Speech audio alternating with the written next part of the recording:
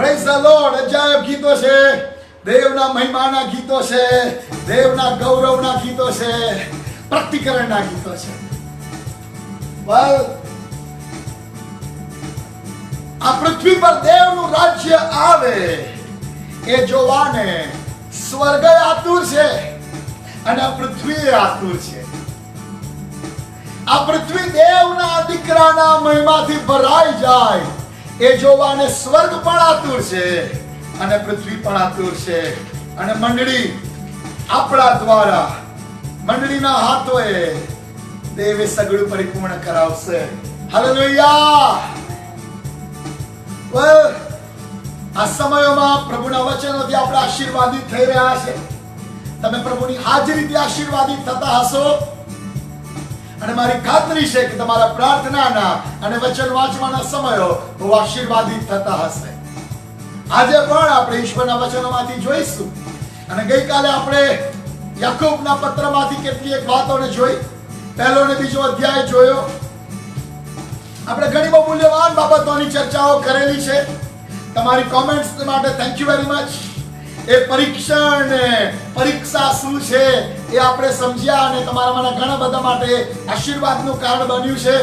એ મને જ્યારે મને એ કોમેન્ટ્સ ને તમારા પર્સનલ મેસેજ દ્વારા જે જાણીને હું બહુ આનંદિત છું કે આ વચનો કોઈક ને કોઈક રીતે તમારા જીવનોમાં બાંધકામ કરી રહ્યું છે. પ્રભુનો પુષ્કળ આભાર કે પ્રભુ એના વચન વડે આજે બાંધકામ કરે છે. એમના વચન થી સગળું ઉત્પન્ન થયું અને આજે પણ એ પોતાના વચનથી સગળું નિભાવી રાખે છે. આજે પણ એ માણસોના જીવનમાં નવા સર્જનનું કાર્ય એના વચનો વડે કરે છે. અને પ્રેઝ ધ લોર્ડ કે આ વચનો તમારામાં કામ કરી રહ્યા છે. આજે પણ આપણે યાકોબના પત્રમાં આગળ જોવાના છીએ અને મારી ખાતરી છે આજનું શિક્ષણ અજાયબ રીતે આશીર્વાદનું કારણ બનશે. હાલેલુયા. હાલેલુયા. પ્રભુ આજના શિક્ષણને બહુ અસાધારણ રીતે આશીર્વાદિત કરો. સાંભળનારા દરેક ભાઈ ને બહેન ઉપર તમારા આત્માનું આચ્છાદન થાવ. આ વચનો અમારામાં જીવંતપણે વ્યવહાર કરો. આમેન. આમેન. વાત ત્રીજા અધ્યાયમાં આવી જઈએ.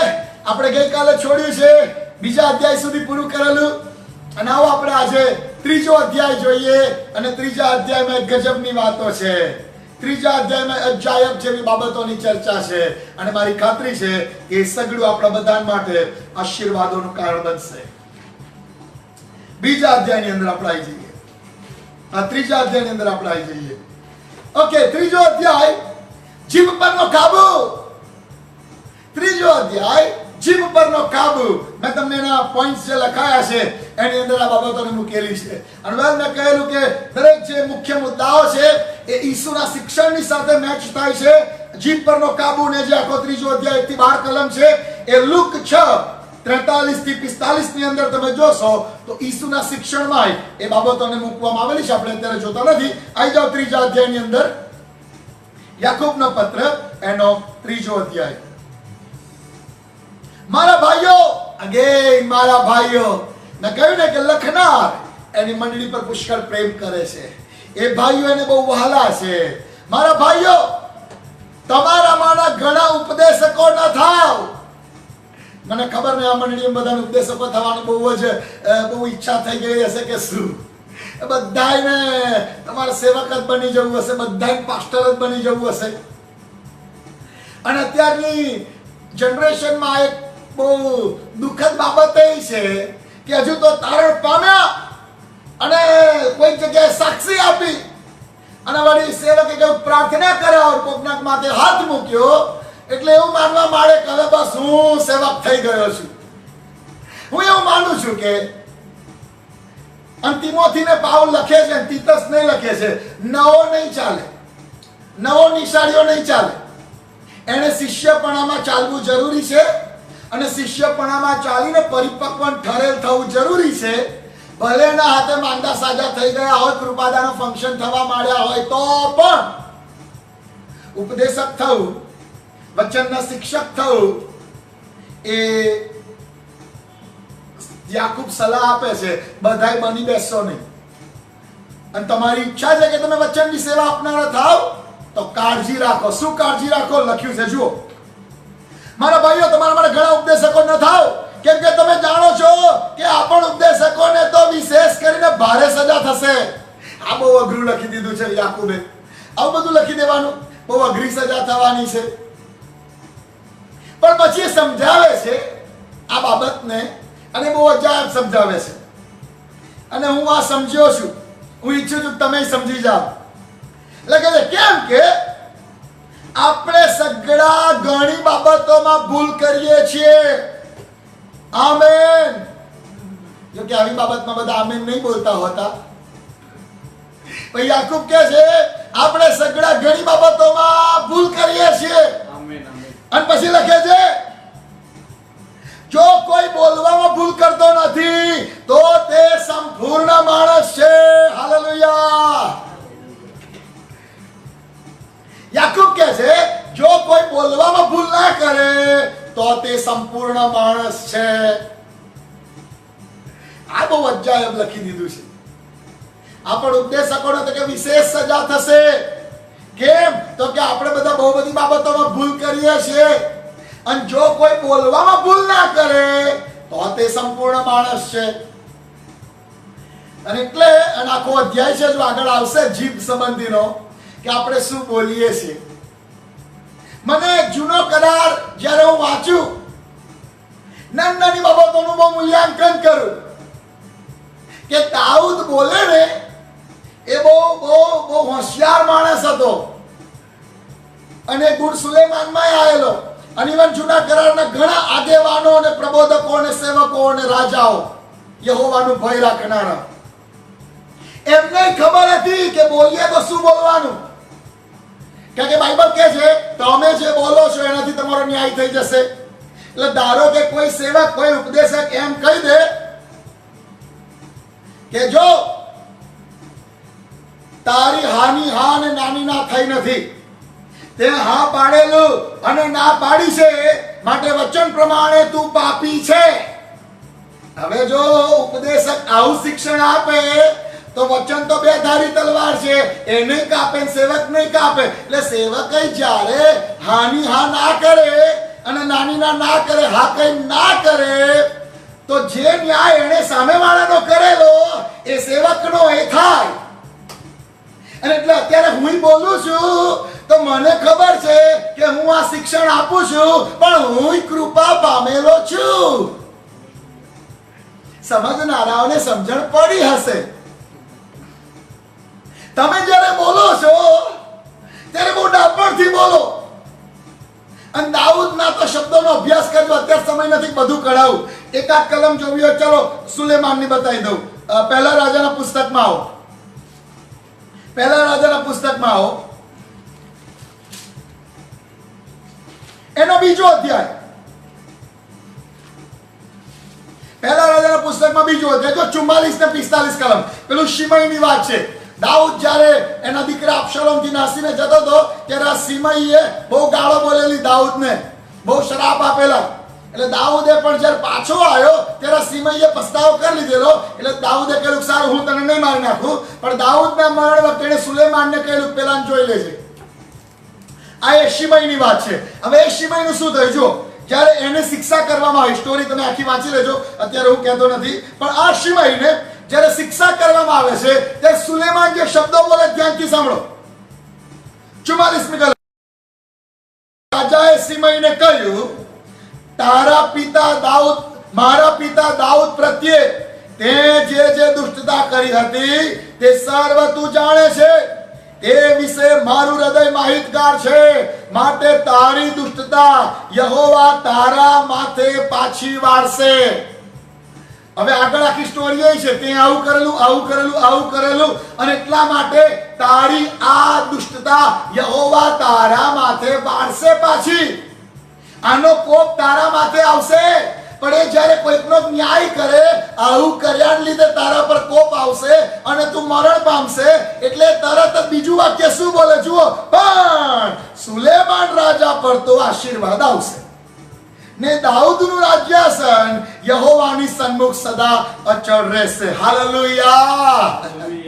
આ પ્રોફેટિક વસ્તુ છે કે જ્યારે રાજા કોઈકનો ન્યાય કરે છે ત્યારે ખબર છે કે આવી રીતે મારો ન્યાય થઈ શકે છે, એટલે તરત જ બીજું વાક્ય બોલે છે, જો તારા કયા પ્રમાણે તને આમ થશે પણ મારા પર તો આશીર્વાદ જ આવશે. એના મુખની કબૂલાત એનું ભવિષ્ય નક્કી કરે છે. ઇવન આગળ જો એને પેલા યોઆબને મારી નાખ્યો. યોઆબ સેનાપતિ હતો પણ એને દુષ્ટતા કરેલી અને એટલા માટે એને શિક્ષા કરી. ત્યારે શું થયું જુઓ 30મી કલમમાં,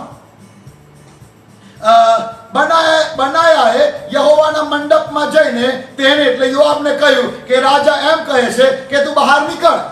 યોઆબ મંદિરમાં નાસી ગયેલો અને એને વેદીના સિંગ પકડી લીધેલા અને આ બનાયા જેમ કહે છે તું બહાર આવ, રાજા કહે છે બહાર નીકળ.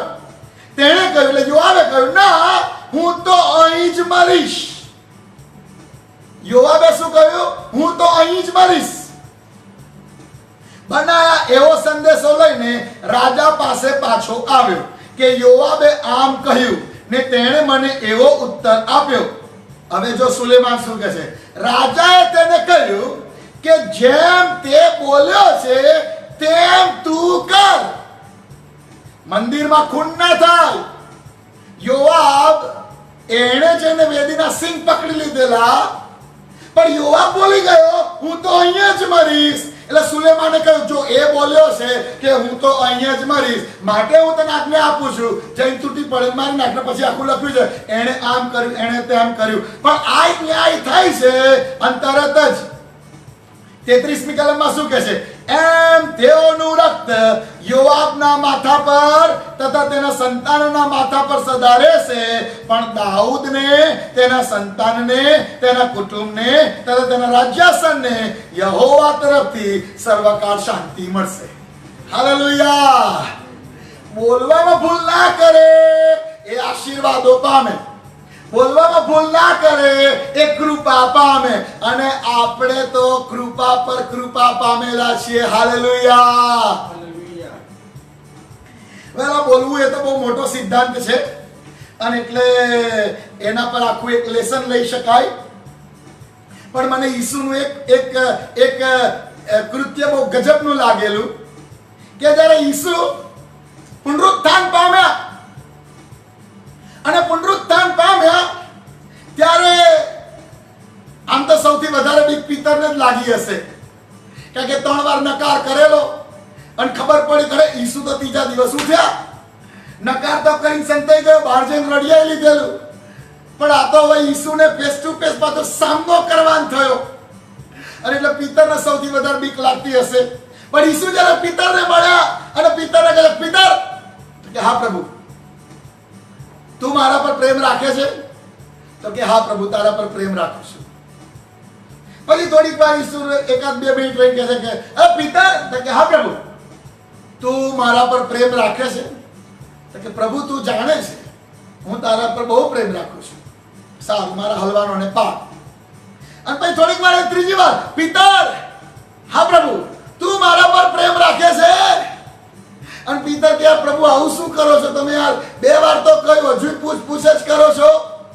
અને ઈસુ કે ભાઈ મારે તારી જોડે 3 વાર બોલાવવું જરૂરી છે, કે 3 વાર તે મારો નકાર કરેલો, તારા મુખે એવું કબૂલ્યું હતું હું એને ઓળખતો નથી, મારે એની જોડે સંબંધ નથી, અને ત્યારથી મારો તારો સંબંધ કપાઈ ગયેલો, એટલે મારે 3 વાર બોલાવવું જરૂરી છે કે તું મારા પર પ્રેમ રાખે છે, તો તું પાછો મારી ટીમનો સભ્ય થા, કારણ કે તારા શબ્દોની નોંધ આકાશમાં લેવાઈ ગઈ છે. કારણ કે દૂતે પેલી સ્ત્રીઓને એમ કહ્યું જાઓ એના શિષ્યોને તથા પિતરને જઈને કહો કે, પિતરને જુદો પાડીને દૂતોએ કહ્યું, કારણ કે હવે શિષ્યમાં રહ્યો નહોતો, કારણ કે એના મુખે 3 વાર નકાર કરી દીધેલો હું ઈસુ સાથે નથી. અને એટલે બહુ જ જરૂરી છે તમે શું બોલો છો. યાકૂબ કહે છે જો કોઈ બોલવા ભૂલ કરતો નથી તો તે સંપૂર્ણ માણસ છે. ભલા યાદ રાખો તમારું મુખ શું બોલે છે. તમારા બાળકો ના માને, બહુ ધમાલ કરે, સોટી લઈને ફટકારો, પણ તમારું મુખ તો એમને આશીર્વાદ જ આપે. તમારા મુખે એમને શ્રાપ ના આપો કે શતાન જેવો છે, ગધેડા જેવો છે, એવું બધું ના બોલો, કારણ કે એવા શબ્દો એના પર એ પ્રકારનો શ્રાપ લાવે છે. અને તમારા બાળકો તમારા અધિકાર નીચે છે, માટે તમારા આશીર્વાદ કે તમારા શ્રાપ એના પર ખાસ રીતે અસર કરશે. એમને શ્રાપના શબ્દો બાઇબલ કહે છે કોઈના પર ઉતરતા નથી, પણ જે તમારા અધિકારનું છે એના પર તમે જે કબૂલ કરો છો. યાદ રાખો, તમે શું બોલો છો. એવું બોલ ના કરો, મારે તો ઘર જ સારું નથી. તમને ઘર નહીં જ ગમે. તમે એમ બોલ કરશો, મારે તો નોકરી બહુ જ ખરાબ છે. તમે એમ જ બોલ કરશો, આ મારો દીકરો તો એટલો ખરાબ છે ને. તમે શું બોલો છો? કારણ કે તમે જે બોલો છો એ એકચ્યુઅલમાં એ પ્રમાણે થઈ શકે છે, કારણ કે આપણે દેવના સ્વરૂપ અને પ્રતિમા પ્રમાણે બનાવવામાં આવેલા છે. કદી પોતાના પર શ્રાપ ના કબૂલ કરો. પોતાના માટે આશીર્વાદ જ કબૂલો. એમ જ કબૂલો, હું કૃપા પામેલો છું, હું દેવનો દીકરો છું, હું આશીર્વાદિત છું. હાલેલુયા. જો કોઈ માણસ બોલવામાં ભૂલ કરતો નથી તો તે સંપૂર્ણ માણસ છે. અને હું તો બહુ જ કૃપા પામેલો છું. આમેન. સમજનારાઓ મારી પાછળ રિપીટ કરશે, હું તો બહુ જ કૃપા પામેલો છું. કૃપા પર કૃપા પામેલો છું. હાલેલુયા. હાલેલુયા. ઓકે, સો જો કોઈ માણસ બોલવામાં ભૂલ કરતો નથી તો સંપૂર્ણ માણસ છે. અને મને લાગે છે કે એટલે જ નવા કરારમાં જ્યારે પવિત્ર આત્મા રેડાયો ત્યારે પહેલી જ પ્રભુએ જીભને જ પકડી લીધી. આને પકડવા દે તો સંપૂર્ણતા આવી જશે. હાલેલુયા. હાલેલુયા. જ્યારે 50 માંથી 50 દિવસે આકાશમાંથી કશુંક રેડવાનું હતું તો નવું હૃદય ના રેડ્યું કે હૃદયો સળગતા હૃદયો ના આવ્યા, સળગતી આંખો ના આવી, સળગતા કાન ના આવ્યા, સળગતી જીભો આવી. કારણ કે પ્રભુને ખબર હતી કે આ જીભ, જો પવિત્ર આત્મા કહે છે કે આ જીભને હું પહેલા કંટ્રોલમાં લઈ લઉં ને તો સંપૂર્ણતા આવી જશે. અને એટલે અન્ય ભાષાનું દાન, અને તમે તમારી જીભે જે શબ્દો બોલો છો અને પ્રાર્થના કરો છો કે તમારી જીભે કંઈ પણ બોલો છો એ તમારી એનો બહુ મોટો આધાર છે તમારી સંપૂર્ણતા પર. પવિત્ર આત્મા જ્યારે ઉતરી આવ્યા 50મા દિવસે પહેલું જ બધાની જીભનો કંટ્રોલ લઈ લીધું કે તું બોલ કરે છે, હવે તારા મગજના કંટ્રોલથી નહીં બોલ, હવે પવિત્ર આત્માના કંટ્રોલથી તું બોલીશ. વેલ, અન્ય ભાષાનું દાન મળી જવાથી પૂરું થતું નથી. એ તો એકચ્યુઅલી એક શીખવવા માટે પ્રભુએ કર્યું કે જો પવિત્ર આત્મા આવે અને જીભને કાબુમાં લે તો શું થાય આપણે અનુભવ્યું. પણ હવે જરૂરી છે એવી જ રીતે મારી આંખોને હું પવિત્ર આત્માના કંટ્રોલમાં લઈ આવું. એ જેમ પવિત્ર આત્માના બપ્તિસ્મા વખતે મારી જીભ કાબુમાં આવી ગઈ, એમ જ્યારે મારું સર્વસ્વ એ પવિત્ર આત્માના કંટ્રોલમાં આવી જાય છે. વિશે વાલાઓ, અને આ બાબતને સમજવી, આ જીભ એ તો બહુ મોટો વિષય છે. પણ હું તમને કહું છું, કબૂલાતનું કાગળ તમારી પાસે છે, એને વાંચવાનું ભૂલશો નહીં. એનો નિયમિત અભ્યાસ કરો. પ્રભુ એમાંથી ચોક્કસ તમને ઘણી બધી બાબતો શીખવશે. અને એ કબૂલ કરવાના લીધે જે આશીર્વાદો આવશે ને એનું કોઈ મૂલ્ય ના આપી શકાય ને એટલા આશીર્વાદો છે. ચલો આપણે વાંચીએ જીભ પરનો કાબુ. ઓકે, બીજી કલમથી. કેમ કે આપણે સગડા ઘણી બાબતમાં ભૂલ કરીએ છીએ. જો કોઈ બોલવામાં ભૂલ કરતો નથી તો તે સંપૂર્ણ માણસ છે અને પોતાના આખા શરીરને પણ અંકુશમાં રાખવાને શક્તિમાન છે. જો તમે જીભ પર કાબુ મેળવી લો છો તો તમારા માટે સરળ થશે કે તમારા વિચારો પર, તમારી લાગણીઓ પર, તમારા વ્યવહારો પર, તમારા દરેક પાસા પર તમે વિજય મેળવી શકશો જો તમે તમારી જીભ પર કાબુ મેળવી શકશો તો. આગળ, જો ઘોડા કબજે રહે માટે આપણે તેઓના મોંમાં લગામ ગાલીને તેઓના આખા શરીરને ફેરવીએ છીએ. જુઓ, વહાણો પણ કેટલા બધા મોટા છે, તેઓ ભારે પવનથી ધકેલાય છે તો પણ બહુ નાના સુકાનીની મરજી હોય તે તરફ તેઓને ફેરવવામાં આવે છે. બે એક્ઝામ્પલ આપ્યા છે કે ઘોડો અને ઘોડાની તાકાત ગજબની તાકાત હોય છે. તમે એને આમ ગળેથી પકડીને ના ફેરવી શકો. ઘોડો જ્યારે દોડે એ જે હોર્સ પાવર જેને કહે છે, ઘોડાની તાકાત. પણ યાકૂબ કહે છે, અરે ખાલી એક દોરી એના નાકમાં નાખી દો, લગામ નાખી દો એના મોઢામાં. તમે ઈચ્છશો આમ ખેંચો એટલે આમ વળશે, આમ ખેંચો એટલે આમ વળશે. એ તમારી ઈચ્છા પ્રમાણે આખા ઘોડાની તાકાત તમારાથી કંટ્રોલ થશે જો એના મોઢામાં તમે લગામ નાખશો તો. વાણ બહુ મોટું હોય છે અને ભારે પવનથી ધકેલાય છે, પણ એક નાનું સુકાન હોય ને, આમ સુકાનની મરજી પ્રમાણે આમ ફેરવે અને વાણ આમ જાય, આમ ફેરવે અને વાણ આમ જાય. એ જાણે છે એ નાની બાબત છે, પણ એ નાની બાબતની નો એંગલ એને ફેરવવા દ્વારા આખા વહાણને દિશા આપી શકાય છે. યાકૂબ સમજાવે છે કે મોટી મોટી બાબતો, વધારે તાકાતવાળી બાબતો નાની બાબતોથી કંટ્રોલ થાય છે. અને એવું જ જીભનું છે. વાંચીએ આપણે આગળ શું લખ્યું છે. 5મી કલમ. તેમ જીભ પણ નાનો અવયવ છે, છતાં એ મોટી મોટી બળાસ મારે છે. જુઓ કેટલો થોડો અગ્નિ કેટલા મોટા વનમાં દવ લગાડે છે. ત્રીજું એક્ઝામ્પલ, પહેલું ઘોડાનું, બીજું વહાણનું, અને ત્રીજું કહે છે કે જંગલમાં જે આગ લાગે છે એ આગ બહુ નાનાથી શરૂઆત થાય છે. કદાચ કોઈકને એક માચી સળગાઈ નાખી, કદાચ કોઈકને સળગતી બીડી નાખી દીધી, અથવા તો પવન આવ્યો અને બે ઝાડ આમ ઘસાયા અને બે ઝાડની સૂકા થડ ઘસાવાને લીધે આગ ઉત્પન્ન થઈ. ઘણા કારણો હોય છે, પણ એક નાનો તણખો આખા જંગલમાં મોટી આગ લગાડી દે છે. અને યાકૂબ કહે છે આ જીભનું આવું જ છે બહુ નાનો અવયવ શરીરનો, પણ એ આખા શરીરને નાશમાં લઈ જઈ શકે છે અને આખા જીવનને સંપૂર્ણતા તરફ પણ લઈ જઈ શકે છે. જોઈએ આપણે એમાં આગળ 6ઠી કલમ કહે છે ભાઈ જીભ તો અગ્નિ છે. આ યાકૂબ બધું ગજબનું લખેલા, જીભ તો અગ્નિ છે, બધું જબરું જબરું સળગાવે. તમે શું બોલો છો?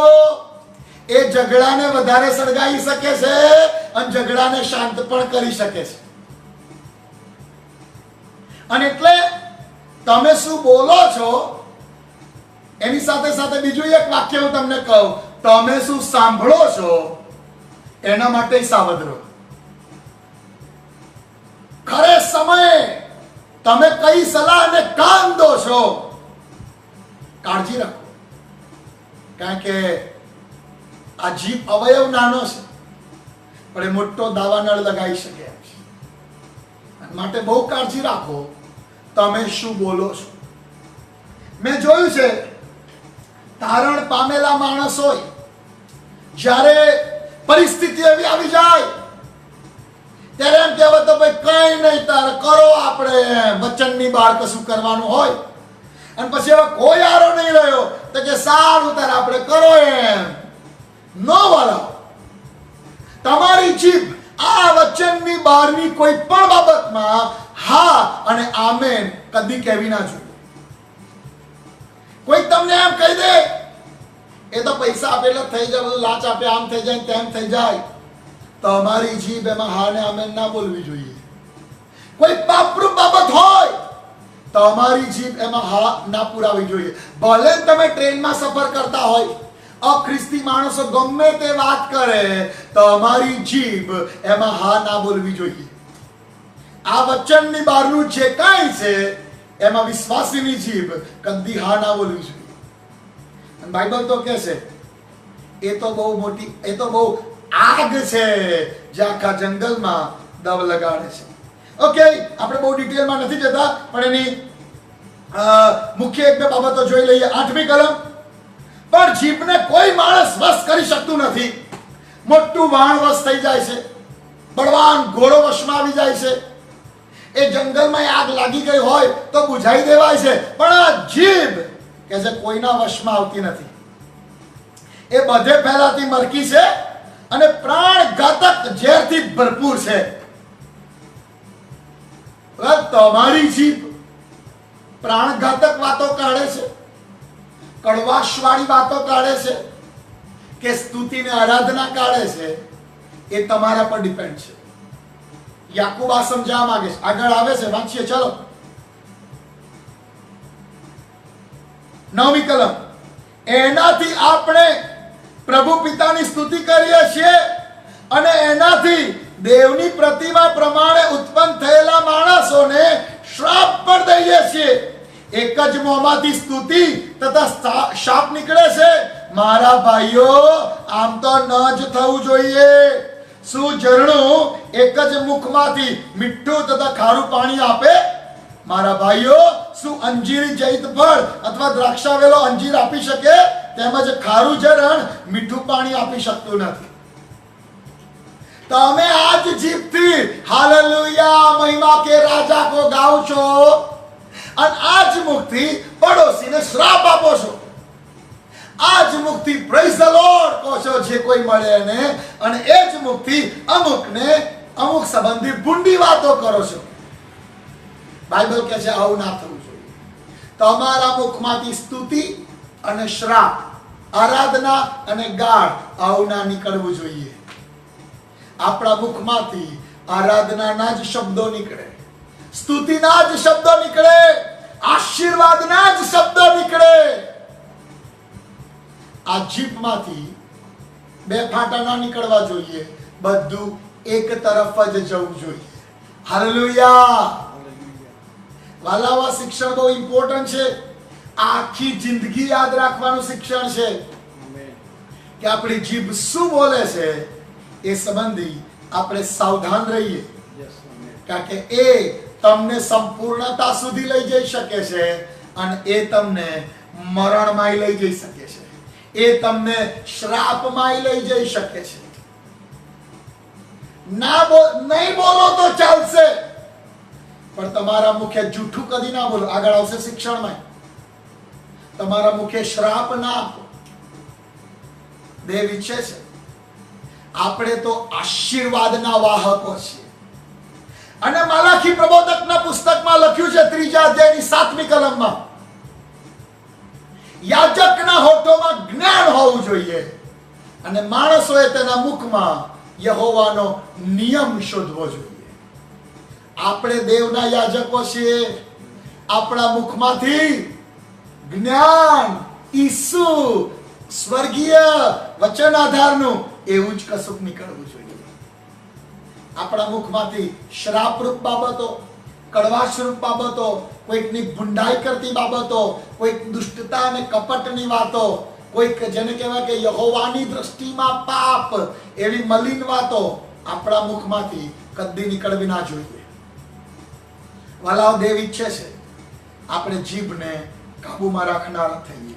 ઓકે, 3જા અધ્યાયની અંદર હજુ આપણે આગળ જોઈએ કે 13 થી તો 18મી કલમ સુધી બીજી કેટલીક મહત્વની બાબતો એ સમજાવે છે. તમારામાં જ્ઞાની તથા સમજુ કોણ છે? તો તે જ્ઞાનથી આવેલી નમ્રતા વડે સદાચરણથી પોતાની કરણી દેખાડે. આ બહુ ગજબનું પ્રકટીકરણ છે. તમારામાંથી કોઈ પોતાને સમજુ માને છે, પરિપક્વ માને છે, તો સૌથી પહેલું કે છે એ પોતાના જ્ઞાનથી આવેલી નમ્રતા દેખાડે. જે ડાયો માણસ હશે ને એ બહુ તામસી નહીં હોય. જે ડાયો માણસ હશે ને એ બહુ ઉતાવળિયો નહીં હોય. એ ઠરેલ હશે, એનામાં નમ્રતા દેખાતી હશે અને એની સારી કરણીઓ, નમ્રતા ભરેલી સારી કરણીઓ પુરવાર કરશે. આ સમજુ અને પરિપક્વ માણસ છે. સમજુ ને પરિપક્વ માણસની ઓળખ આ છે. એ નમ્રતાથી વાત કરશે, એ માન સન્માનથી વાત કરશે અને એના આચરણો સારા ભલાઈના કામો હશે. આગળ જોઈએ. હવે આ મંડળીમાં આપણી પાસે 100% માહિતી નથી, પણ જે શિક્ષણ યાકૂબે આપ્યું છે એ પરથી એવું દેખાય છે કે એ મંડળી, કારણ કે સતાવણીનો સામનો કરી રહી છે, અંદરો અંદર થોડા ઝઘડા ચાલી રહ્યા છે, અંદરો અંદર થોડી કડવાશ ચાલી રહી છે, અંદરો અંદર થોડું જાણે જેને કહેવાય કે ભાઈ એકબીજાની વિરુદ્ધ બોલવાની બાબતો ચાલી રહી છે. એના લખાણ પરથી સમજાય છે કે વિખેરાઈ ગયેલા બારેકુળો હતા. બારેકુળો ઇન ધ સેન્સ યરુશલેમના વિશ્વાસીઓ વિખેરાઈ ગયા સતાવણીને કારણે. હવે પ્રેરિતો યરુશલેમમાં રહ્યા, આગેવાનો યરુશલેમમાં રહ્યા, મંડળીના લોકો વિખેરાઈ ગયા અને જુદી જુદી જગ્યાએ સુવાર્તા પ્રગટ કરવા લાગ્યા. અને એટલે પેલો પ્રોબ્લેમ તો આવે જ કે હવે ભાઈ બે કુટુંબો, વિશ્વાસી બે કુટુંબો એફએસએસમાં જઈને રહ્યા અને મંડળી સપાઈ. એટલે કે ભાઈ જો બેને સુવાર્તા પ્રગટ કરી છો, આપણે બે સરખા ભાઈ, તું એકલો પાદરી નહીં, હું બી ખરો જ, અને હું આસિસ્ટન્ટ નહીં, બધા સરખા કે આપણે. અને આ સૌથી મોટો પ્રોબ્લેમ થાય પછી. અને એટલે યાકૂબ લખે છે કે ભાઈ તમારામાં લડાઈ ઝઘડા શાના થાય છે? આવશે આગળ ચોથા અધ્યાયમાં. પણ આવા કેટલાય પ્રશ્નો છે અને એટલા માટે યાકૂબ લખે છે જો કોઈ એમ માનતો હોય કે હું વધારે પરિપક્વ છું તો તારી નમ્રતાથી અને તારા સારા કામોથી પ્રગટ કર કે તું વધારે પરિપક્વ છું. મેં એક વસ્તુ જોયું છે, જે વધારે ડાયો હોય એને વધારે સહન કરવું પડતું હોય છે. એ બહુ બૂમાબૂમ કરનારો ના હોય, બરો આવું નહીં તેવું નહીં એવું કરનારો ના હોય. જે પરિપક્વ હોય ને એને ઘણું સહન કરવું પડે, એને નમ્રતા બતાવવી પડે, એને ઘણી બધી બાબતોને જતી કરવી પડે કુટુંબને સંભાળી રાખવા માટે. મંડળીને સંપૂર્ણતાની પાયરી સુધી લઈ જવાની છે, એને તોડી ફોડી વિખેરી નથી નાખવાની. યાકૂબ કહે છે કે નમ્રતાથી સારી કરણીઓ વડે તારી પરિપક્વતા પુરવાર કર. આગળ, તમે સત્યની વિરુદ્ધ થઈને ગર્વ ન કરો અને જુઠ્ઠું ના બોલો. મંડળી, આ વાત મોટા ભાગે બધા પત્રમાં આવે છે. તમે જુઠ્ઠું ના બોલો. ગમે તેવું થયું હોય, ના બોલવું હોય તો ના બોલશો, પણ જુઠ્ઠું ના બોલશો. બહુ સ્વાભાવિક જીવનમાં માણસો જુઠ્ઠું બોલવા ટેવાઈ ગયેલા હોય છે. બહુ સ્વાભાવિક રીતે ટેવાઈ ગયેલા હોય છે. કંઈ પણ પૂછવામાં આવે અને લાગે કે આ સાચો જવાબ આપવાથી મારા પર નુકસાન આવશે, તરત જ જૂઠું બોલી દે. ઘણા વિશ્વાસીઓને અને બાળકોને જૂઠું બોલતા એમનો અંતરાત્મા ડંખતો નથી. અને અફસોસ જો એ ડંખનો અનુભવ ના થતો હોય. ના બોલવા જેવી જગ્યાએ નહીં બોલવાનું, પણ મુખમાંથી જુઠ્ઠું તો નહીં જ બોલવાનું. મેં ઘણી વાર એવા જવાબ આપ્યા છે. કોઈકને મને પૂછ્યું તમે આ વાત જાણો છો, અને મને જેને કહ્યું એને કહ્યું સાહેબ આ કોઈ નહીં ના કહેશો. ત્યારે મારે એવું કહેવું પડ્યું છે કે જો સાચું મારે કહેવું નથી અને જુઠ્ઠું હું બોલતો નથી. આપણી જીભ જુઠ્ઠું ના જ બોલે એના માટે કાળજી રાખો. ઓકે, એક જ્ઞાન ઉપરથી ઉતરતું નથી, એ તો જગતિક છે, વિષયી છે, શૈતાની છે. 16મી કલમ, કેમ કે જ્યાં અદેખાય તથા ચરસા ચરસી છે ત્યાં ધાંધળ તથા દરેક દુષ્કર્મ છે. અદેખાય હોય, આ પેલો બહુ આગળ વધી ગયો છે, આ પેલો બહુ ફેમસ થઈ જાય છે, બોલો એને સાલ ઓઢાડી, બોલો એને બુકે આપ્યો ને એને જ હાર પહેરાયો, તો અમે બધા નતા. જ્યાં દેખાય હોય છે ત્યાં બાઇબલ એમ કહે છે ત્યાં ધાંધળ હોય છે અને બધી પ્રકારના દુષ્કર્મો થાય છે. મંડળીમાં કદી અદેખાયનું વાતાવરણ ગુના થવું જોઈએ. યાદ રાખો, મંડળીમાં રિસ્ટોરેશન ચર્ચિસ, યાદ રાખો, મંડળીમાં કદી એકબીજાની અદેખાઈનું વાતાવરણ ઊભું ન થાય. એના માટે દરેક મંડળીનો વડીલ કાળજી રાખે. 17, પણ જે જ્ઞાન, આ ગજબની કલમ છે, જે જ્ઞાન ઉપરથી આવે છે તે પ્રથમ તો નિર્મળ, પછી સલાહ કરાવનારું, નમ્ર અને સહેજે સમજે એવું, દયાથી તથા સારા ફળોથી ભરપૂર, નિષ્પક્ષપાત તથા દંભ રહિત છે. જો કોઈ માણસમાં આ ગુણો માલુમ પડે, નિર્મળ, સલાહ કરાવનારું, નમ્રતા ભરેલું, સહેજે સમજે એવું, અઈડ નહીં, ના હું તો કોઈનું ના માનું એવું નહીં, સહેજે સમજે એવું, દયા અને સારા ફળોથી ભરપૂર, નિષ્પક્ષપાત અને દંભ રહિત, આવું ચારિત્ર મળે ને તો જાણજો એને ઉપરથી જ્ઞાન મળેલું છે. જેનામાં ઉપરથી જ્ઞાન આવેલું હોય એ આ ગુણો પ્રમાણે ચાલનારું હોય. Praise the lord. વળી જે સલાહ કરાવનારાઓ શાંતિમાં આવે છે એવો ન્યાય પણ લે. ઓકે, ચોથા અધ્યાયમાં જઈએ. ચલો અગે ચોથા અધ્યાયમાં મેં કહ્યું એ પ્રમાણે આ મંડળીમાં ઝઘડા થતા હતા. કશું એવું છે, એક્ઝેક્ટ માહિતી નથી કોણે માહિતી આપી યાકૂબને, કોઈ રીતે ખબર પડી શું થયું, પણ આ છે તો ખરું, કારણ કે એણે પત્રમાં જે રીતે આ પ્રશ્નોને ડીલ કર્યા છે એ લખે છે. ઓકે, ચોથા અધ્યાયમાં આપણે લખ્યું હશે તમે કે બીજાઓનો ન્યાય ન કરો. 4:11 થી 12 આખો અધ્યાય જાણે એના પર છે, તું બીજાઓનો ન્યાય ન કર. જોઈએ આપણે, અને ઈસુના શિક્ષણની કલમ જો લખતા હોય તો લખો માથી 12:36 થી 37 માં છે. માથી 12:36 થી 37 માં કે તું બીજાઓનો ન્યાય ન કર. બોલો,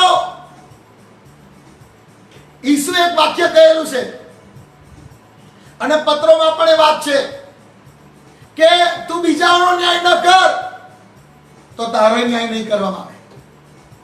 કૃપાથી ન્યાય કર તો તારો ન્યાય કૃપા સાથે કરવામાં આવશે. દયા રાખ તો તારો ન્યાય દયા સાથે થશે. બહુ સ્પષ્ટ લખેલું છે, બીજાઓનો ન્યાય ન કરો. જોઈએ આપણે, તમારામાં લડાઈ ઝઘડા ક્યાંથી થાય છે? યાકૂબ કે છે મંડળી શબ્દ આવે ને એટલે લડાઈ ઝઘડા હોવા જ ના જોઈએ. મંડળી ખ્રિસ્તની કન્યા એટલે યાકૂબ કહે છે કલા ભાઈ ઓ મંડળી, તમારામાં લડાઈ ઝઘડા ક્યાંથી થાય છે? શું તમારા અવયવોમાંની લડાઈ કરનારી દુર્વાસનાથી નહીં? તમારા અવયવોમાંની લડાઈ કરાવનારી જાણે કે ભાઈ એ દુષ્પ્રેરણાઓથી નહીં. સમજો આ વાતને. મંડળી એ ખ્રિસ્તનું શરીર છે. કોઈ એક સભ્ય અંગૂઠો છે, કોઈ એક સભ્ય આંગળી છે, કોઈ એક આખો કાંડું છે, આખો હાથ છે, કોઈ જમણો હાથ છે, કોઈ ડાબો હાથ છે, કોઈ પગ છે, કોઈ આંખો છે, કોઈ કાન છે. અને યાકૂબ કહે છે તમારામાં ઝઘડા ક્યાંથી થાય છે? જો શરીરના અવયવો અંદરો અંદર લડવા માંડે, એટલે કે હાથ એ પોતાની આંખને ફોડવા પ્રયત્ન કરે, આ હાથ પોતે પગનું ફ્રેક્ચર કરવા હથોડી લઈને બેસે, તો આ ચિત્ર તો મને માર્કની સુવાર્તાના 5મા અધ્યાયમાં જ્યારે ઈસુ ગેરસાનીઓના દેશમાં જાય છે અને અશુદ્ધ આત્મા વળગેલો માણસ જેને સેના વળગી હતી એનું ચિત્ર દેખાય છે કે એ પહાડોમાં અને કબરોમાં બૂમો પાડતો ફરતો હતો અને પથ્થરથી પોતાને જ ઘાયલ કરતો હતો. મોટો પથ્થર લે, પછી કે જેમ ડાબો પગ આગળ આવી એમ ડાબા પગને મારે, છુંદાઈ જાય, બહુ દુખે, ચીસો પાડે, બૂમો પાડે, અને પાછો બીજો પથ્થર લે અને પછી કે હવે ડાબા પગ તારો વારો છે, એના પર નાખે, ફરી પાછો બીજો પથ્થરો લે, હવે આંખ તારો વારો છે, એને ફોડે, માથાને મારે, પોતાને ઘાયલ કરતો. જો મંડળી પવિત્ર આત્માથી કંટ્રોલ થાય છે તો એમાં લડાઈ ઝઘડા નહીં હોય. કબજો બીજું કોઈક લે છે તો લડાઈ ઝઘડા સ્થાન લે છે. અને મંડળી હંમેશા યાદ રાખો તમે કોના કંટ્રોલમાં છો. અને પરિપક્વ માણસ સહેજે સમજે, નમ્ર, ખોટા કામો કરવાથી દૂર રહેનારું હશે. તમે કોઈ ઈચ્છા રાખો છો, બીજી કલમ, પણ તૃપ્ત થતા નથી. તમે હત્યા કરો છો અને લોભ રાખો છો પણ કંઈ મેળવતા નથી. અરે આ બધું મંડળીને લખે છે ભાઈ. મંડળીમાં બધું ચાલતું હતું. કોઈ ઈચ્છા રાખે છે, તૃપ્ત થતી નથી. હત્યા કરો છો. હું એવું માનું છું પેલું મર્ડર હશે નહીં હોય, કદાચ એ બધી શબ્દોની હત્યા હશે. જો તું તારા ભાઈને પાજી કહે છે તો તેનું ખૂન કર્યા બરોબર છે. ઈસુનું શિક્ષણ. લોભ રાખો છો પણ કંઈ મેળવી શકતા નથી. તમે લડાઈ ટંટો કરો છો પણ તમારી પાસે કંઈ નથી, કેમ કે તમે માંગતા નથી. અને તમે માગો છો પણ તમને મળતું નથી, કેમ કે તમે ખોટા ઈરાદાથી તમારા મોજ શોખ પૂરા કરવા માંગો છો. યાકૂબ કહે છે, અરે શું માંગો છો તમે? આનું તમને પ્રશ્ન કરવા માંગુ છું, શું માંગો છો તમે? તમારી એવરીડે ની પ્રાર્થના શું હોય છે? એક મિનિટ માટે વિચારી લો. શું મારું મારું મારું મારું મને મને મને મને એ જ પ્રાર્થના હોય છે? કે તમારી પ્રાર્થના આખા શહેરને આશીર્વાદિત કરનારી હોય છે, આખા દેશને આશીર્વાદિત કરનારી હોય છે, આખા વિશ્વને આશીર્વાદિત કરનારી હોય છે? શું માંગીએ છીએ આપણે? આપણો સ્વાર્થ માંગીએ છીએ કે જે પૂરો થાય, આપણી ગુપ્ત ઈચ્છાઓ પૂરી થાય એ માંગીએ છીએ, કે આપણે બીજા ગણાઓનું તારણ થાય અને બીજા ગણાઓ આશીર્વાદિત થાય અને એનું રાજ્ય આવે એ માંગીએ છીએ? યાકૂબ સમજાવે છે તમે શું માંગો છો એ બહુ ઇમ્પોર્ટન્ટ છે. આગળ કહે છે, ઓ વ્યભિચારિણીઓ! અરે બાપ રે, મંડળીને આવું કહી દે છે.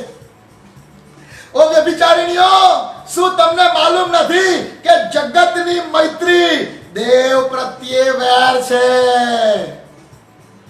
આ બહુ ગંભીર કલમ છે અને આજે સાવચેત થઈ જઈએ. પ્રભુ બહુ કૃપાળુ છે આપણા પર, પણ જરૂરી છે કે આપણે આ વાતને સમજીએ કે જો કોઈને જગત બહુ વાલું લાગે છે તો એ દેવ પરત્વે વેર સમાન છે. ભલાઓ, જે બાબતો જોઈને દેવને ક્રોધ ચડે છે એ વાતો જોઈને તમને ક્રોધ ચડવો જોઈએ. જે વાતો દેવને ગુસ્સો આપે છે, જે બાબતો દેવની દ્રષ્ટિમાં ભૂંડાઈ છે, એ વાતો તમે જુઓ ત્યારે તમને એ ગુસ્સો લાવનારી અને દ્રુણા પમાડનારી ભૂંડાઈ જ લાગવી જોઈએ. જે બાબતો જોઈને દેવનું હૃદય લાગણીથી ભરાઈ જાય, પવિત્ર આત્માનો માણસ, એનું હૃદય એ વાતો જોઈને લાગણીથી ભરાઈ જાય. જે વાતો દેવને ગમે એ મને ગમે, જે દેવને ના ગમે એ મને ના ગમે. આ બહુ જરૂરી છે. ઘણા લોકો પાપ નથી કરતા, લાઈક વ્યભિચાર નથી કરતા, પણ એ તો એમને વ્યભિચાર કરવાની તક નથી મળી. બાકી મળે તો છોડે નહીં. અને એટલે આ સમજવું જરૂરી છે. એક વક્તાએ બહુ સરસ સમજાવેલું આને, કે ઘણા લોકો એવું કે હું તો પેંડો નથી ખાતો, સ્વીટ નથી ખાતો, કારણ કે મને ડાયાબિટીસ છે. એટલે એવું નહીં કે સ્વીટ નથી ગમતી, સ્વીટ તો બહુ જ ગમે છે. પેંડો જોઈને તો મોઢામાં પાણી આવી જ જાય છે, પણ આ તો હવે પેલું ડાયાબિટીસ છે એટલે નથી ખાતો, બાકી ના હોય તો હું છોડું નહીં. વાલા, યાદ રાખો, જ્યાં સુધી એ પેંડા પ્રત્યે, એ પાપ પ્રત્યે તમને ધૃણા થઈ જતી નથી, ત્યાં સુધી એ પાપની અસર તમારા પર રહેશે. ગમે ત્યારે એનું પરીક્ષણ તમારા પર થશે. પણ જે વાત દેવની દ્રષ્ટિમાં ધૃણા ઉત્પન્ન કરનારી છે, એ તમને ધૃણા ઉત્પન્ન કરે ત્યારે નક્કી જાણજો, હવે આ પાપ મારા પર કદી હાવી નહીં થાય. બધાને બધી પ્રકારના પાપ નથી આવતા.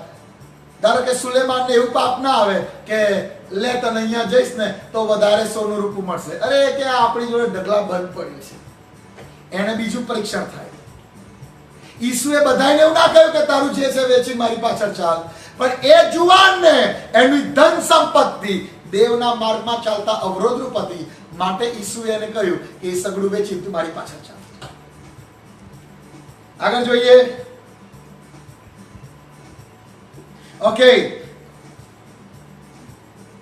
માટે જે કોઈ જગતનો મિત્ર થવાની ઈચ્છા રાખે છે એ દેવનો વેરી થાય છે.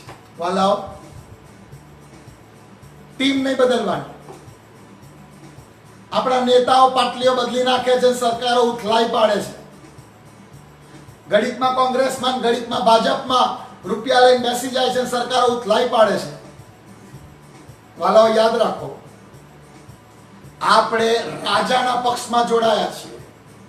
હવે જગત સાથે મારો કોઈ નાતો ના હોય, જગત સાથે મારી કોઈ મૈત્રી ના હોય, કારણ કે બાઇબલ કહે છે દેવ પરત્વે વેર છે. આગળ જોઈએ. ઓકે, એની થોડીક વાતો લખેલી છે. દેવ ગર્વિષ્ઠોની વિરુદ્ધ છે, પણ નમ્ર માણસો પર તે કૃપા રાખે છે. 7મી કલમ કહે છે માટે તમે દેવને આધીન થાવ, પણ શૈતાનની સામે થાવ, એટલે તે તમારી પાસેથી નાસી જશે. લડવાનું નથી, ખાલી આમ સામે થાવ, એ નાસી જશે. ઓકે, એમ કે છે કે ઓ પાપીઓ, અરે બહુ ખતરનાક લખે છે યાકૂબ તો, મંડળી સીધું જ લખે છે. ઓ વ્યભિચારિણીઓ, ઓ પાપીઓ. આ કેવો ગજબનો પ્રેરિત છે. એની મંડળીને બરોબરનું સ્ટ્રીક લખાણ લખે છે. ઓ પાપીઓ, તમે તમારા હાથ શુદ્ધ કરો. ઓ બે મન વાળાઓ, તમે તમારા મન પવિત્ર કરો. તમે ઉદાસ થાવ, શોક કરો, રડો, હાસ્યને બદલે શોક ને આનંદ રૂપે ખેદ થાય. પ્રભુની આગળ તમે દીન થાવ, એટલે તે તમને ઉચ્ચ પદે મૂકશે. યાકૂબ કહે છે પોતે ઉચ્ચ પદ મેળવવા મતશો નહીં, અને પોતે ઉચ્ચ પદ મેળવવા લડાઈ ઝઘડા કરશો નહીં. આ બહુ ગંભીર બાબત છે. પદ દેવ અપાવે છે, તમારે ખૂંચવીને લેવાનું હોતું નથી કે હું ડાયરેક્ટર બની જાઉં, કે હું પ્રેરિત બની જાઉં, કે હું પાસ્ટર બની જાઉં. અને યાકૂબ કહે છે ભાઈ તમે પોતાને નમ્ર કરો, દેવ તમને યોગ્ય સમયે ઉચ્ચ પદે મૂકશે. ઓ ભાઈઓ, હવે બધી પ્રેક્ટિકલ સલાહ છે. આમાં આપણે બહુ ડિટેલ નહીં જઈએ, પણ હું એવું ઈચ્છું છું તમે બહુ જ ધ્યાન આપો. પેન લઈને બેસો, ટીક કરતા જાઓ, કયું કયું છે ને કયું કયું નથી, ખબર પડવી જોઈએ. ચલો, ઓ ભાઈઓ, તમે એકબીજાનું ભૂંડું ના બોલો. યાદ રહેશે બધાને, એકબીજાનું ભૂંડું ના બોલો. જે પોતાના ભાઈનું ભૂંડું બોલે છે અથવા પોતાના ભાઈને દોષિત ઠરાવે છે, તે નિયમને દોષિત ઠરાવે છે ને નિયમનો ન્યાય કરે છે. અને જો તું નિયમનો ન્યાય કરે છે તો તું નિયમનો પાળનાર નથી, પણ તેનો ન્યાય કરનાર છે. નિયમ આપનાર તો ન્યાય કરનાર એક જ છે. તે તો તારવાને તો નાશ કરવાનો શક્તિમાન છે, પણ બીજાનો ન્યાય કરનાર તું કોણ છે? અત્યારે ઘણા સેવકોએ પ્રબોધવાણીઓ કરી દીધી. આ તારીખે કોરોના પતી જશે, આ તારીખે કોરોના સ્ટોપ થઈ જશે.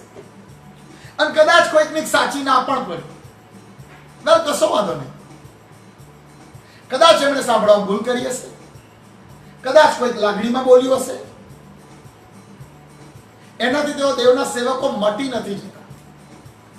કોઈ સેવક પ્રબોધકરણ પૂરો ના થાય તો આપણે એમ માનીશું કે ઓકે, કદાચ એ પ્રભુ નહોતા બોલ્યા. પણ એની સામે હું બીજું કહું, કોને ખબર એ વચનો કયા સમય માટેના હતા. કારણ કે જૂના કરારના પ્રબોધકો બોલ્યા, તેઓ મરી ગયા ત્યાં સુધી એ વાતો પૂરી નથી થઈ. એમના પછી 700 વર્ષ પછી પૂરી થઈ, 300 વર્ષ પછી, 500 વર્ષ પછી પૂરી થઈ, 600 વર્ષ પછી પૂરી થઈ, 2800 વર્ષ પછી પૂરી થઈ. એમને દોષિત ઠરાઈ શકા. તું તો બોલેલો ને કુમારી ગર્ભવતી થશે, દીકરો જણશે, કઈ ગયું યશાયા બધું? યશાયા કે ભાઈ મને ખબર નથી, પણ પ્રભુએ બોલાવડાયેલું. વેલ, એનો સમય આવ્યો ત્યારે તે પૂરું થયું છે. અને એટલા માટે આ ટીકા ટિપ્પણી કરવી કે બહુ ક્રિટિસાઇઝ કરવું, એનાથી જરા સાચવજો. હા, જે વચન આધારિત નથી, જે ખોટું જ છે એને વખોડજો, પણ છતાંય તમારી જીભ શું બોલે છે એ સંબંધી બહુ જ કાળજી રાખજો. ઓકે, 13મી કલમથી ચાલો. હવે આપણે પેલું એ લખાયું છે 4થા અધ્યાયની 13 થી 17 કે દ્રવ્યમાં અભિમાન કરવું નહીં. ઓકે, ઘણા દ્રવ્યવાન માણસો હતા, ધનવાન માણસો હતા, અને યાકૂબ કહે છે કે તમારે તમારા દ્રવ્ય પર અભિમાન કરવું નહીં. ઓકે, બધું વાંચવું નથી, હું સમજાવી દઉં છું. ચાલો, તમારે દ્રવ્ય પર બહુ અભિમાન કરવું નહીં, કારણ કે દ્રવ્ય એ કાયમ ટકતું નથી. દ્રવ્ય એ તમને જીવનનો સંતોષ આપી શકતું નથી. સુલેમાન, એની પાસે બહુ દ્રવ્ય હતું. ચાંદી તો કે પથ્થરના તોલે થઈ ગયેલું, સોનું પુષ્કળતામાં, અને તોય પછી એમ કે છે વ્યર્થતાની વ્યર્થતા સગળું વ્યર્થ, અને પવનમાં બાચકા ભરવા જેવું છે. સો યાકૂબ કહે છે આ દ્રવ્ય, ધન સંપત્તિ એ અસ્થિર બાબત છે. એના પર ભરોસો ના રાખશો. એ તમને સંતોષ નહીં આપી શકે અને તમને સંપૂર્ણતા સુધી નહીં લઈ જઈ શકે. સુલેમાન કહે છે કે દ્રવ્યવાન માણસ મરી જાય છે અને પેલો દરિદ્રી મરી જાય છે, તો આ દ્રવ્યવાન હોવું એ મને શું લાભકારક થયું? કારણ કે મરણથી તો મને બચાવી નહીં શકતું. ઓકે, એટલે યાકૂબ લખે છે કે ભાઈ દ્રવ્યવાન માણસો, તમે તમારા દ્રવ્ય પર બહુ આધાર ના રાખશો. એક બીજી બહુ પ્રોફેટિક કલમ છે, 17મી કલમ. માટે જે ભલું કરી જાણે છે પણ કરતો નથી તેને પાપ લાગે છે. તમે ભલું કરી શકો છો, ચોક્કસ કરો છો, નથી કરતા, બાઇબલ કહે છે પાપ લાગે છે. ઓકે, હવે અહીં પાછું પણ મને કોઈકને પ્રશ્ન પૂછેલો એટલે હું જવાબ આપી દઉં કે હવે એક ભાઈ છે કે જે દરરોજ ટ્રેનમાં નડિયાદથી અમદાવાદ અપડાઉન કરે છે. હવે અહીંયાથી નડિયાદ રેલવે સ્ટેશન જાય છે, ત્યાં 5 ભિખારીયા માત લઈને આવી જાય છે, માંગે છે, અને વિચાર કરે છે મારા પાકીટમાં પૈસા તો છે, હું ભલું કરી શકું છું, ના કરું તો પાપ લાગશે. એટલે 10ની એક ના આપી, બીજાને આપી, ત્રીજાને આપી, ચોથાને આપી. ટ્રેનમાં બેઠો તો ટ્રેનમાં બીજા 5-6 ભિખારી આવી ગયા, અને એટલે પછી એમને 10 આપ્યા, અને અમદાવાદ ઉતર્યો ત્યાંય 2 જણે હાથ લંબાઈ દીધો. એટલે કે મને તો દિવસ 80 નો પડ્યો, અને હવે મારે તો રોજ અપડાઉન કરવાનું સાહેબ. અને પેલી કલમ જ યાદ આવ્યા કરે છે, જો તું ભલું કરી જાણે છે કરતો નથી તો. એક વાર તો કે મારે ભિખારી જોડથી છૂટા લેવા પડે, એટલે છૂટા આપેલા. રિમેમ્બર, તમે ભલું કરી જાણો છો પણ કરતા નથી, તમને પાપ લાગે છે, તો બાઇબલ એમ પણ કહે છે કે દેવે આપણને સાવધ બુદ્ધિ આપેલી છે. દેવે આપણને લિમિટેશનમાં બનાવેલા છે. આપણે એવું નથી જે મળે ખિસ્સામાં 100 ની નોટો એટલે વેચવા જ માંડ્યું, કઈક પેલી કલમ કે છે. વેલ, ડાપણપૂર્વક એનો વ્યવહાર કરો. તમારા નાણાંનો ડાપણપૂર્વક વ્યવહાર કરો. તમને કોઈ દોષિત નહીં ઠરાવે. તમને એમ લાગે છે કે મારે ગરીબ અનાથ વિધવાને મદદ કરવી છે, તમે મહિનામાં તમારી આવક થઈ એમાંથી ગરીબ અનાથ વિધવાને તમારી તાકાત પ્રમાણે મદદ કરી દીધી છે, પ્રભુ તમારા લેખે પાપ નહીં ગણે કે રોજ તમે ટ્રેનમાં જાઓ છો ને આટલા ભિખારી તમારી આગળ આવ્યા, તમે મદદ ના કરી. તમારું અંતઃકરણ તમને બાબતમાં દોષિત નહીં ઠરાવે, અને દેવ પણ તમને દોષિત નહીં ઠરાવે. સો એવું નહીં કે ભલું કરી જાણે છે કરે. હવે રોજ તમારી પડોશણ આવીને ટામેટું આપો ને, ટામેટું આપો ને, ટામેટું આપો ને, અને તમને ખબર પડે કે ભાઈ એની પાસે તો પૈસા છે, આ તો આદત પડી છે, તો નહીં આપવાનું, કશો વાંધો નથી. તમારું અંતઃકરણ તમને દોષિત ના કરાવે એ કાળજી રાખજો. ઓકે, આગળ. ઓકે, પછી ધમકાવે છે. યાકૂબ થોડું બહુ અઘરું લખે છે. યાકૂબનો સંબંધ, આ જે પત્ર જેમને લખ્યો છે ને બીજો બહુ સ્ટ્રોંગ લાગે છે, એટલે બધું બહુ ખતરનાક લખે છે. જો શું લખે છે, હવે ચાલો શ્રીમંતો, તમારા પર પડનારા સંકટોને લીધે તમને હાય હાય અને રડો. તમારી દોલત સડી ગઈ છે, તમારા લુગડાઓને ઉધઈ ખાઈ ગઈ છે, તમારું સોનું તથા રૂપું કટાઈ ગયું છે, તેનો કાટ તમારી વિરુદ્ધ સાક્ષી આપશે અને અગ્નિની પેટે તમારા શરીરને ખાઈ જશે. તમે છેલ્લા સમયને સારું દોલત સંગ્રહિત રાખી છે. જુઓ, જે મજૂરોએ તમારા ખેતર કાપ્યા છે તેઓની મજૂરી તમે દગો કરીને અટકાઈ રાખી છે. તે બૂમ પાડે છે અને કાપનારાઓની બૂમ સૈન્યોના પ્રભુના કાનોમાં આવી પહોંચી છે. તમે પૃથ્વી પર મોજ શોખ કરીને વિલાસી થયા છો કાપીના દિવસમાં. તમે તમારા હૃદયને પુષ્ટ કર્યા છે, ન્યાયને તમે અન્યાય ઠરાવીને મારી નાખ્યો છે, તે તમારી સામો થતો નથી. ઓકે, હવે જુઓ, એવા ધનવાનો કે જે કપટથી પોતાનું ધન વધારે છે, એવા ધનવાનો બીજાઓનું છીનવીને પોતાનું વધારે છે. 2 નંબરનો બાઇબલ એમ કહે છે એ બધું નાશમાં જશે. ધનવાન હોવું આશીર્વાદ છે, પણ આ રીતે થયેલું દ્રવ્યવાન હોવું એ નુકસાન લાવે છે. પ્રભુ તમને પુષ્કળ ધનવાન કરે કે જેથી તમે ઘણાઓને મદદ કરનારા થાઓ, તમે ઘણાઓને માટે આશીર્વાદનું કારણ બનો. આ લોકડાઉનના સમયમાં પ્રભુએ આપણને કૃપા આપીને ઘણા લોકોને આપણે મદદ કરી શક્યા, પુષ્કળ લોકોને આપણે મદદ કરી શક્યા, અને એના માટે હું પ્રભુનો પુષ્કળ આભાર માનું છું. એવા ધનવાનો જેઓ ગરીબોની ચિંતા કરે છે, એવા ધનવાનો જેઓ સંતોની સેવા કરે છે, એવા ધનવાનો કે જેઓ દેવના રાજ્ય માટે પોતાના ભંડારો ખુલ્લા મૂકે છે, તેઓને ધન્ય છે. પણ એવા ધનવાનો કે જેમનો ભરોસો એમના દ્રવ્ય પર જતો રહે છે, એમને અફસોસ અને હાય હાય. આગળ 5મા અધ્યાયની 7 થી 11 કલમમાં એ લખે છે કે ભાઈ ધીરજ રાખો, આશામાં દ્રઢ રહો, ઈસુના આગમન સુધી વિશ્વાસમાં દ્રઢ રહો, ધીરજમાં અને આશામાં દ્રઢ રહો. જોઈએ 7મી કલમથી, એ માટે ભાઈઓ, બહુ જ પ્રેમ કરે છે, એ માટે ભાઈઓ પ્રભુના આવતા સુધી તમે ધીરજ રાખો. જુઓ, ખેડૂત ખેતરમાં થનાર મૂલ્યવાન ફળની વાટ જુએ છે અને પહેલો તથા છેલ્લો વરસાદ થાય ત્યાં સુધી ધીરજ રાખે છે. એટલે કે ભાઈ રોપ્યું ને આજે વાયું, કાલે કાલે મળી ગયું નહીં થાય. લોકડાઉનમાં કોઈકને કશું આપ્યું તો બીજા દાડે જો ના કરશો કે મારું વધ્યું કે નહીં. કાલે મેં 10 કીટ વેચી છે એટલે બેલેન્સ ચેક કરવા દે બેંકમાં આયા કે નહીં. એ તરત ના ઉગે તોય ચિંતા ના કરશો, પણ તમે વાયુ છે, તમે લણ્યા વગર રહેશો નહીં.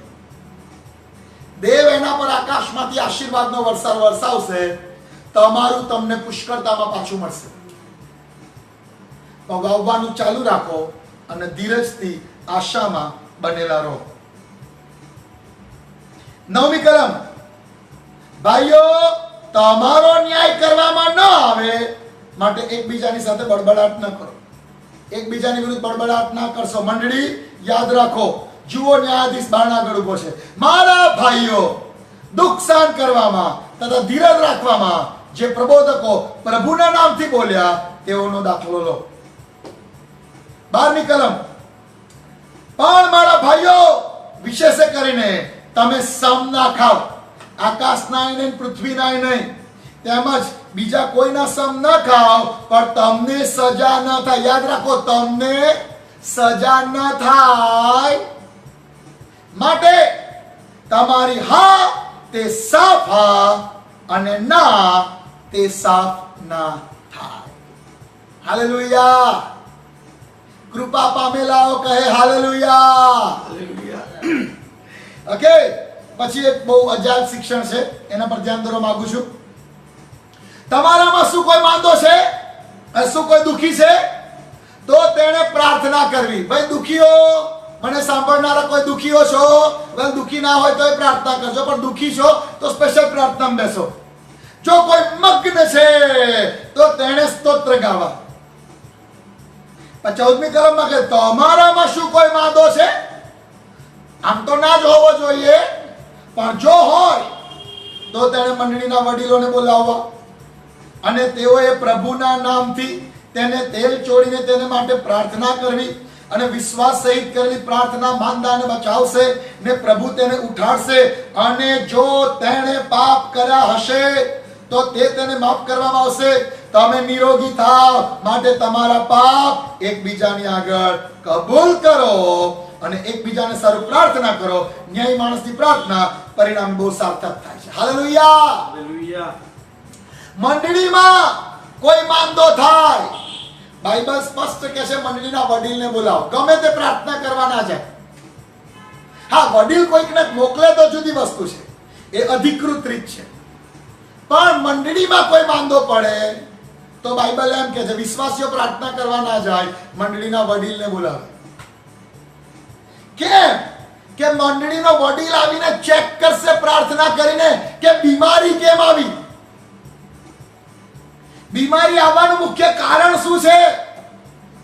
શું ખોટી જીવનશૈલીને કારણે આવી છે? ટાઇફોઇડ ચાલતો હોય, બહાર જઈને પકોડી ખાવ તો ટાઇફોઇડ થાય. વડીલ આવીને ચેક કરશે કે આ બીમારી જીવનશૈલીને કારણે આવી છે. નંબર 2, પાપને કારણે આવી છે. નંબર 3, શૈતાન તરફથી આવી છે. અને નંબર 4, કોઈક જ કેસમાં શું એ પ્રભુના મહિમા માટે આવેલી છે. મંડળીના વડીલને એટલા માટે બોલાવવાનો કે આઈને ચેક કરે કે આ પાપને કારણે આવી છે, તો એ એમ કહેશે પસ્તાવો કર. મંડળીનો વડીલ ચેક કરશે, ઓ આ તો શૈતાનનો હુમલો છે, in the name of Jesus, એમ કરીને બીમારીને દૂર કરશે. પણ એ ચેક થવું જરૂરી છે કે વિશ્વાસી પર બીમારી કેમ આવી, અને માટે મંડળીના વડીલને બોલાવવાનું કહેવામાં આવ્યું છે. ભલાઓ યાદ રાખો, અહીં લખ્યું છે તમે નિરોગી રહો ને માટે તમારા પાપ એકબીજા આગળ કબૂલ કરવાની જરૂર છે. હવે ભાઈ આનો કોઈ દુરુપયોગ ના કરશો. ઘણીવાર અમાર જુવાની એવું કરતા કે એક બીમાર પડે ને એટલે બીજો જુવાનને મળવા જાય, પછી કે લે જે કહેવું હોય કહી દે, ચાલ જે પાપ હોય કહી દે, આપણે કોઈને નહીં કહો, સાજો થઈ જાય વહેલો. તમે એકબીજા આગળ કબૂલ કરો, બીજાને પૂછવા ના જાઓ કે કયું પાપ કરેલું એટલે આ થયું. એ મંડળીનો વડીલ જોશે. બીમારી આવવાના કારણો હોય છે, અને મંડળીનો વડીલ પવિત્ર આત્માની પ્રેરણાથી જે તે માણસ માટે ચેક કરશે કે આ બીમારી કેમ આવી. ઝડપથી આગળ વધીએ, આપણે પૂરું કરી દઈએ આજે યાકૂબના પત્રને. ઓકે, અને પછી પ્રાર્થનાની એક ગજબનો સિદ્ધાંત સમજાવી દેશે કે એલિયા સ્વભાવે આપણા જેવો માણસ હતો, પણ વરસાદ ન વરસે તેવી તેણે પ્રાર્થના કરી ને વિનંતી કરી, અને 3.5 વર્ષ સુધી પૃથ્વી પર વરસાદ વરસ્યો નહીં. પછી તેણે ફરી પ્રાર્થના કરી એટલે આકાશમાંથી વરસાદ પડ્યો અને ધરતીમાંથી સારો પાક નીકળ્યો. પણ આ મને વાંચવાનું બહુ ગમે છે. એલિયા સ્વભાવે આપણા જેવો માણસ હતો. હાલેલુયા. આગ પાડી, અને હું એ જગ્યાએ જઈને આવ્યો છું ઇઝરાયલમાં. જે જગ્યાએ એલિયાએ આગ પાડી એ પહાડ પર હું જઈને આવ્યો છું. અને એલિયાએ આગ પાડી, બાલના 400 પ્રબોધકોને, બીજા 450 પ્રબોધકોને મારી નાખ્યા. આખા ઇસ્રાએલના હૃદય યહોવા તરફ વાળ્યા. અને બીજા દિવસ ઇઝબેલે કહેવડાવ્યું હું તને મારી નાખી, તો કે જીવ લઈને નાખો. એટલે પેલા 450 અને 450 પ્રબોધકો, રાજા કોઈથી ના બીયો, આકાશમાંથી આગ પાડી, અને હવે એક બાઈ માણસથી બી જાય છે અને નાસી ગયો. અને રોતે વૃક્ષ તળે સૂતો, અને પ્રભુ કહે છે બસ પ્રભુ મારે મરી જવું છે. અરે શું મરી જવું છે? આટલા મોટા પરાક્રમી કામ કરીને આવ્યો, આકાશમાંથી આગ પાડીને આવ્યો, અને હવે એક બાઈ માણસથી એમ કે પ્રભુ મને લઈ લો. એલિયા સ્વભાવે આપણા જેવો માણસ હતો. અને આ વાત મને બહુ બળ આપે છે. એનો મતલબ એલિયા જેવા ચમત્કારો, એલિયા જેવા પરાક્રમી કૃત્યો હોય આપણે કરી શકીએ છીએ, કારણ કે એલિયા આપણા જેવો જ સ્વભાવે માણસ હતો. પ્રભુ ઈચ્છે છે કે આપણે વિશ્વાસમાં બહુ વધતા જઈએ, મહિમાના નવા ધોરણોમાં વધતા જઈએ. વેલ, જરૂર છે આ દિવસોમાં અને આ પેઢીમાં એવા સેવકો ઊભા થાય જે આખા વિશ્વ માટે પ્રબોધ કરે, જે દેશો માટે પ્રબોધ કરે. એમનો શબ્દ સૂર્યને થંભાઈ દે, ચંદ્રને થંભાઈ દે, આકાશને બંધ કરી દે, આકાશને ખોલી નાખે. Praise the lord. મારા ભાઈઓ, જો તમારામાંનો કોઈ સત્ય માર્ગ મૂકીને આડે માર્ગે જાય અને કોઈ તેને પાછો ફેરવે, તો તેણે જાણવું કે પાપીને તેના ભૂલ ભરેલા માર્ગથી તે પાછો ફેરવે છે, તે એક પ્રાણને મોતથી બચાવશે અને પાપના પુંજને ઢાંકશે. બહુ અજાયબ રીતે પત્રનો એન્ડ કર્યો છે.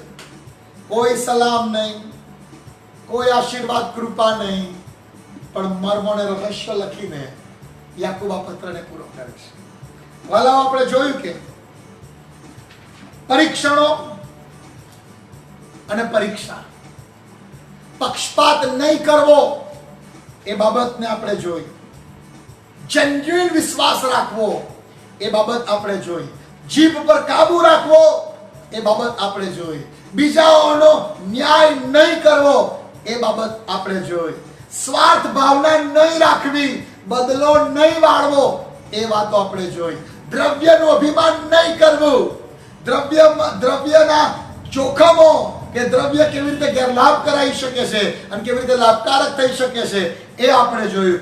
ધીરજ રાખવી, આશા રાખવી, વિશ્વાસથી ભરપૂર પ્રાર્થના કરવી. પરિસ્થિતિઓ મધ્યે શું કરવું, બીમાર હોય તો શું કરવું, દુખી હોય તો શું કરવું, બહુ ચાવીરૂપ બાબતો યાકૂબ એના પત્રમાં સમજાવે છે. અને માનું છું કે આ પત્ર શીખવા દ્વારા તમે આશીર્વાદ પ્રાપ્ત કર્યો હશે.